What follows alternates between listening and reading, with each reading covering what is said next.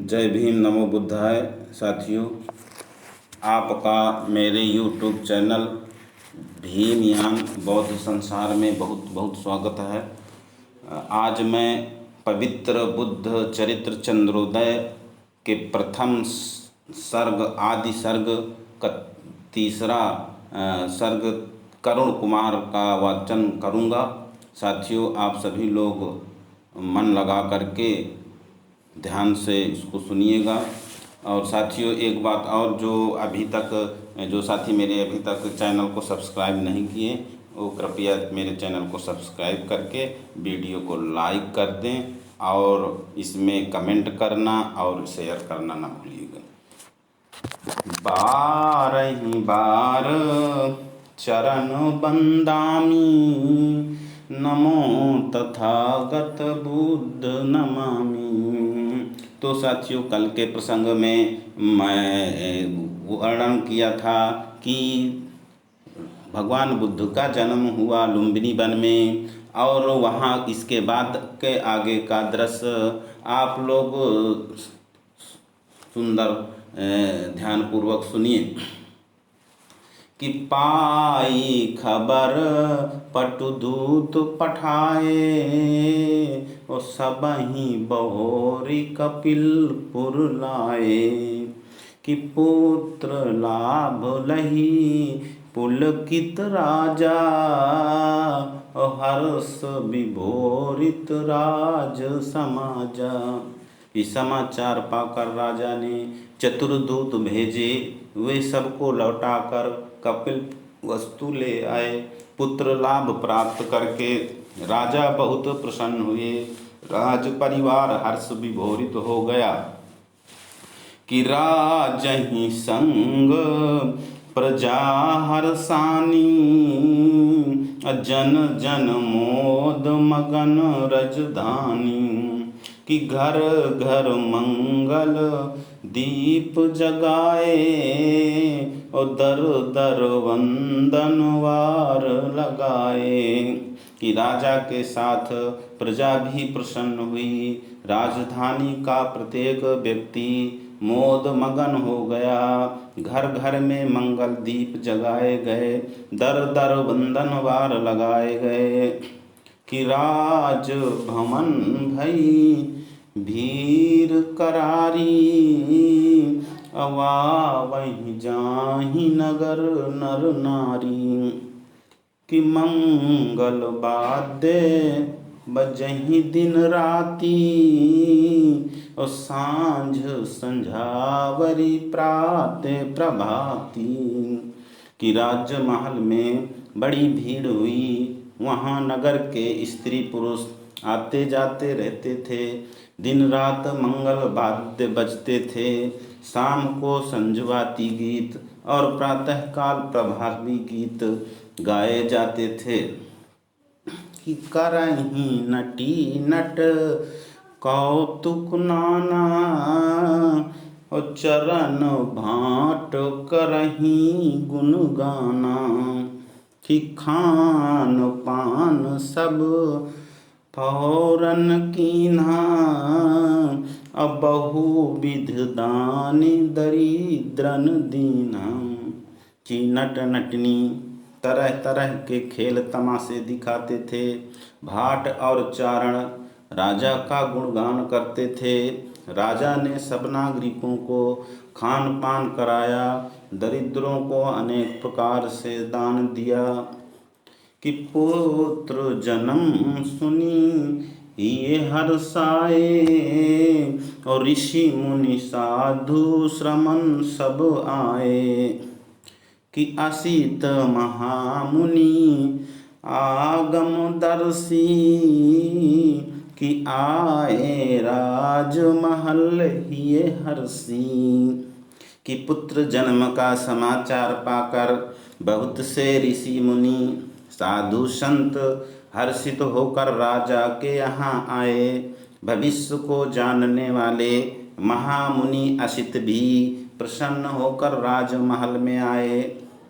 कि आसन अर्घ अथित सन्माना, और दीन जथा विधि भोजन पाना। कि आयसु पाई धाय हरसाई और गही शिशु गोद दिखाय सिलाई। कि राजा ने आसन अर्ध आदि से उनका अतिथि सत्कार किया, विधि पूर्वक भोजन पान कराया। राजा की आज्ञा पाकर धाय ने हर्षित होकर बालक को गोद में लेकर असित मुनि को दिखाया। कि बिहां से उठे नवजात के लक्षण लोने दे लेखी और भारी आए जुगो नयन पुनि निज जर जर तनु देख। नमो तस्य भगवतो अरहतो सम्मा संबुद्धस्य। कि बालक के सुंदर लक्षणों का चिंतन करके असित मुनि मुस्कुरा उठे। उसके बाद अपने जर्जर शरीर को देखकर उनकी दोनों आंखें सजल हो गईं। कि सोलखी कांपे उठे जनपाला करहु कृपा प्रभु हरहु कसाला। कि हंस्यउ प्रथम पुनि रोयउ देवा अमोहि बतावहु ताकर भेवा। यह देखकर राजा भय से काँप उठे। हे स्वामी, मुझ पर कृपा कीजिए, मेरा कष्ट दूर कीजिए। हे देव, पहले तो आप हंसे, उसके बाद रोए, मुझे उसका रहस्य बताइए।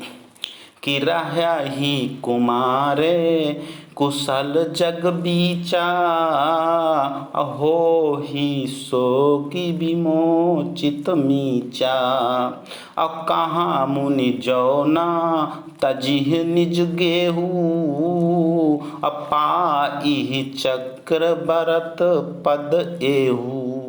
कि मेरा पुत्र इस संसार में सकुशल रहेगा या अकाल ही मृत्यु का ग्रास बन जाएगा। असित मुनि बोले, हे राजन, अगर यह घर बार छोड़कर वैराग्य ना लेगा तो चक्रवर्ती सम्राट बनेगा। जो लखी लोक तजिहि घर बारू अपाहि सिद्ध अमल संसारू। कि हो ही बुद्धि हरि भव त्रासु करिहि धरातल धम्म प्रकाशु। कि अगर संसार के कष्टों को देखकर यह घर बार त्याग देगा तो विश्व में दुर्लभ सिद्धि प्राप्त करेगा, बुद्ध होकर संसार के कष्ट दूर करेगा, धरती में धर्म का प्रकाश फैलाएगा। कि सुख अनुभूति नहीं समाई और बनी मुस्कान छलक मुख आई। और लखब न बुद्धहि सुनब न बानी और सो गुनी आई गयो दृग पानी। कि सुख का ये भाव मेरे हृदय में नहीं समा पाया तो मुस्कान बनकर मुख पर छलक आया, लेकिन मैं इसे बुद्ध होते ना देख सकूँगा, बुद्ध वाणी सुन ना सकूँगा। यही सोच कर मेरी आँखों में पानी भर आया। कि सुनी मुनि बैने प्रबोधित राजा कीन्ह संभार पुण्य गिल काजा। कि नाम करन भल भूप करावा नाम सुखद सिद्धार्थ धरावा। कि असित मुनि की बातें सुनकर राजा संतुष्ट हो गए। फिर उन्होंने सावधानी पूर्वक आगे का कार्य किया। राजा ने भली प्रकार से पुत्र का नामकरण संस्कार कराया। सबको सुख देने वाला सिद्धार्थ नाम रखा गया। कि उत्सव एक महीप पुनि मोद मगन मन कीन, और सब कहाँ भोजन पान हित, नगर निमंत्रण दीन। नमो तस् भगवतो अरहतो सम्मा संबुद्धस्स। कि इसके बाद राजा शुद्धोधन ने प्रसन्न मन से एक समारोह किया, सबको खान पान कराने के लिए पूरे नगर में निमंत्रण दिया। कि दिन सह भोज भय सह पाना, और गान तान निश नाटक नाना। कि नट नर तक पटु चारण आए, और भव बहु विधि परितोष पुनि पाए। कि दिन में सहभोज और सहपान किए गए, रात में अनेक प्रकार के गान तान और नाटक हुए। कुशल नट नर्तक और बंदी जनों ने आकर अपने अपने कार्यक्रम प्रस्तुत किए। एक बार फिर उन्हें अनेक प्रकार के पुरस्कार दिए। कि तबहि अचानक पलटी प्रसंगा, और सब रस रंग भयो बिच भंगा। कि भे जब जन्म भय दिन साता, अकौलित काल भई तब माता। तभी अचानक प्रसंग बदल गया, सब उल्लास बीच में ही भंग हो गया। बालक का जन्म हुए जब 7 दिन हो गए, तो उसकी माता का निधन हो गया।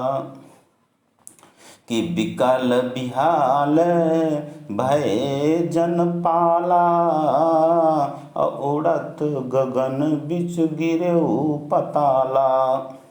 प्रजापति दुख देखी न जाई, और पीटति माथ भगिन उरुलाई। कि इस घटना से राजा बेचैन और बेहाल हो गए। आकाश में उड़ते हुए पाताल में गिर पड़े। प्रजापति का दुख देखा नहीं जाता था। बहन को हृदय से लगाकर वो अपना सिर धुनती थी। कि हाहाकार भयउ रनुआसु, अरो वहीं घेरी ननद सब सासु। कि लही संवाद समाकुल सोगू, करन बिलाप करही पुरलोगू। कि रनिवास में हाहाकार मच गया। सब ननदें और सासें उसे घेर कर रोने लगीं।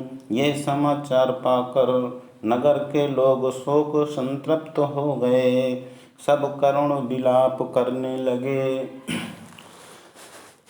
कि मूढ़ भयउ अब बूढ़ विधाता, और कीन्हिस दुख मुखहि बिनु माता। अजो न करत अपघात करारा, अका न कहावत तव कर तारा। कि बूढ़ा हो जाने के कारण अब विधाता बड़ा मूर्ख हो गया है। तभी तो उसने दुधमुहे बच्चे को मातृहीन कर दिया। अगर ये भयंकर अपघात न करता तो क्या वह सृष्टिकर्ता न कहलाता। काल प्रताड़ित काल बस भई अकाल ही अम्ब, कीन्ह विलंब न दीन तब प्रजापति अवलंब। नमो तस् भगवतो अरहतो सम्मा संबुद्धस्स। कि समय की मार से माता महामाया अकाल ही काल के गाल में चली गई। तब विमाता प्रजापति ने शीघ्र ही सिद्धार्थ को सहारा दिया। कि प्रथम ही गर्भ रह्यो तिन दो, बीतत मास जनेऊ सुत सोऊ। कि धायहि सौंपी समुद निज नंदहि, आप संभारे सुन रवि कुल चंदहि। कि दोनों रानियों को पहले ही गर्भ था। 1 महीने बाद प्रजापति ने भी एक बच्चे को जन्म दिया। उसने अपने पुत्र को प्रसन्नतापूर्वक धाय को सौंप कर स्वयं सिद्धार्थ को संभाल लिया। कि रात दिवस जब रीतन लागे, मास बरिस बनि बीतन लागे। कि ओज बदन तनु जागर जागा, अचित ते पत होन शिशु लागा। कि समय के खजाने से जब रात और दिन रिक्त होने लगे, तो महीनों के वर्ष बनकर बीतने लगे। बालक के मुख में कांति और शरीर में शक्ति आ गई। वह चित्त से पत्त होने लगा। कि आग्र दसन दुई दमकन लागे, और चंद्र धवल मुख चमकन लागे। कि अर्ध बरिस बढ़ी अग्रज गयऊ, अप्रासन संस्कार तब भयऊ। तो आगे के 2 दांत दमकने लगे, तो जैसे ही मुख में सफ़ेद चांद लग गए हों। जब बालक 6 महीने का हुआ, तब उसका अन्नप्राशन संस्कार किया गया। कि चलत बोक सम देखी बकैया, अमुग्ध मातु पितु लेहि बलैया। कि उत इत उत हाथ लगाए जब जोई, अबर बस मेली रहे मुख सोई। उसे बकरे के समान घुटनों को बल चलते देखकर माता पिता मुग्ध होकर बलाएं लेते थे। इधर उधर जब भी जो भी हाथ लग जाता था, उसी को वह बलपूर्वक अपने मुंह में डाल लेता था। कि जानी सरस जही चूषत रीझी, पाई बिरस तेहि झारत खीझी। बीतत वर्ष विपुल बल बाढ़ा, और ठाहर होन लगे शिशु ठाड़ा। कि पहले वह जिस वस्तु को सरस समझकर रीझ कर चूसने लगता था, उसे नीरस पाकर खींच कर छोड़ देता था। 1 वर्ष व्यतीत होने पर उसके शरीर में पर्याप्त बल की वृद्धि हो गई और वह ठीक से खड़ा होने लगा। कि पद खांजत डोलत डगत, बार बार बल खाई। चलन चाहत कछु डग भरत, डग खाई गिर जाति। नमो तस्य भगवतो अरहतो सम्मा संबुद्धस्य। कि पैर आगे बढ़ाने पर वह डोलता था, हिलाता था और बार बार बल खाता था। वह चलता तो चाहता था, पर कुछ कदम आगे बढ़ते ही डगमगा कर गिर जाता था। कि उठत गिरत मही बारहि बारे, और संभारी संभारी पग पुनि पुनि धारे। किस दंपति दौरी गहहि शिशु गोदा, और लपटाई लहहि मन मोदा।